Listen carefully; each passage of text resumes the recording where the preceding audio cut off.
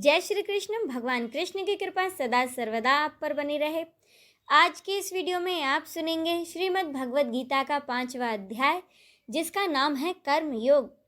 अर्जुन बोले, हे कृष्ण, आप कर्मों के संन्यास की और फिर कर्म योग की प्रशंसा करते हैं।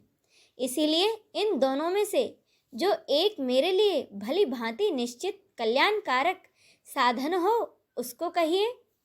श्री भगवान बोले, कर्म संन्यास और कर्म योग ये दोनों ही परम कल्याण के करने वाले हैं, परंतु उन दोनों में भी कर्म संन्यास से कर्म योग साधन में सुगम होने से श्रेष्ठ है। हे अर्जुन, जो पुरुष न किसी से द्वेष करता है और न किसी की आकांक्षा करता है, वह कर्म योगी सदा सन्यासी ही समझने योग्य है, क्योंकि राग द्वेष आदि द्वंद्वों से रहित पुरुष सुखपूर्वक संसार बंधन से मुक्त हो जाता है। ऊपरयुक्त संन्यास और कर्म योग को मूर्ख लोग पृथक पृथक फल देने वाले कहते हैं, ना कि पंडित जन, क्योंकि दोनों में से एक में भी सही प्रकार से स्थित पुरुष दोनों के फल स्वरूप परमात्मा को ही प्राप्त होता है। ज्ञान योगियों द्वारा जो परम धाम प्राप्त किया जाता है, कर्म योगी द्वारा भी वही प्राप्त किया जाता है। इसीलिए जो पुरुष ज्ञान योग और कर्म योग को फल रूप में एक देखता है, वही यथार्थ देखता है। परंतु हे अर्जुन, कर्म योग के बिना संन्यास अर्थात मन, इंद्रिय और शरीर द्वारा होने वाले संपूर्ण कर्मों में कर्तापन का त्याग प्राप्त होना कठिन है, और भगवत स्वरूप को मनन करने वाला कर्मयोगी परम ब्रह्म परमात्मा को शीघ्र ही प्राप्त हो जाता है।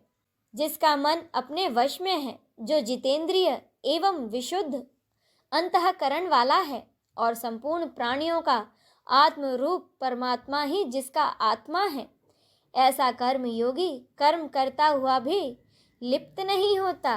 तत्व को जानने वाला सांख्य योगी तो देखता हुआ, सुनता हुआ, स्पर्श करता हुआ, सूंघता हुआ, भोजन करता हुआ, गमन करता हुआ, सोता हुआ, श्वास लेता हुआ, बोलता हुआ, त्यागता हुआ, ग्रहण करता हुआ तथा आँखों को खोलता और मूंदता हुआ भी सब इंद्रियां अपने अपने अर्थों में बरत रही हैं।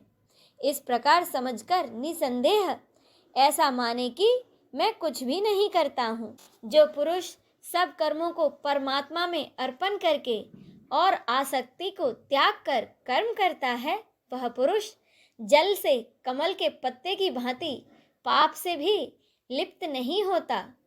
कर्मयोगी ममत्व बुद्धि रहित केवल इंद्रिय, मन, बुद्धि और शरीर द्वारा भी आसक्ति को त्याग कर अंतःकरण की शुद्धि के लिए कर्म करते हैं। कर्मयोगी कर्मों के फल का त्याग करके भगवत प्राप्ति रूप शांति को प्राप्त होता है, और सकाम पुरुष कामना की प्रेरणा से फल में आसक्त होकर बंधता है। अंतःकरण जिसके वश में है, ऐसा सांख्य योग का आचरण करने वाला पुरुष न करता हुआ और न करवाता हुआ ही नव द्वारों वाले शरीर रूप घर में सब कर्मों को मन से त्याग कर आनंद पूर्वक सच्चिदानंद परमात्मा के स्वरूप में स्थित रहता है। परमेश्वर मनुष्यों के न तो कर्तापन की, न कर्मों की और न कर्म फल के संयोग की रचना करते हैं, किंतु स्वभाव ही बरत रहा है।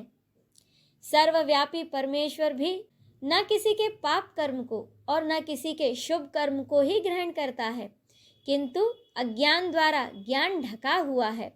सब अज्ञानी मनुष्य मोहित हो रहे हैं, परंतु जिनका वह अज्ञान परमात्मा के तत्व ज्ञान द्वारा नष्ट कर दिया गया है, उनका वह ज्ञान सूर्य के समान उस सच्चिदानंद परमात्मा को प्रकाशित कर देता है। जिनका मन परमात्मा के समान हो रहा है, जिनकी बुद्धि भी उन्हीं की तरह हो रही है, और सच्चिदानंद परमात्मा में ही जिनकी निरंतर एक ही भाव से स्थिति है, ऐसे तत्परायण पुरुष ज्ञान द्वारा पाप रहित होकर परम गति को प्राप्त होते हैं। वे ज्ञानी जन विद्या और विनय युक्त ब्राह्मण में तथा गौ, हाथी, कुत्ते और चांडाल में भी समदर्शी ही होते हैं। जिनका मन समान भाव में स्थित है, उनके द्वारा इस जीवित अवस्था में ही संपूर्ण संसार जीत लिया गया है, क्योंकि सच्चिदानंद परमात्मा निर्दोष और सम है। इससे वे सच्चिदानंद परमात्मा में ही स्थित है। जो पुरुष प्रिय को प्राप्त होकर हर्षित नहीं हो और अप्रिय को प्राप्त होकर दुखी ना हो, वह स्थिर बुद्धि संशय रहित ब्रह्मवेता पुरुष सच्चिदानंद पर ब्रह्म परमात्मा में एक ही भाव से नित्य स्थित है। बाहर के विषयों से आसक्ति रहित अंतःकरण वाला साधक आत्मा में ही स्थित जो ध्यान जनित सात्विक आनंद है उसको प्राप्त होता है।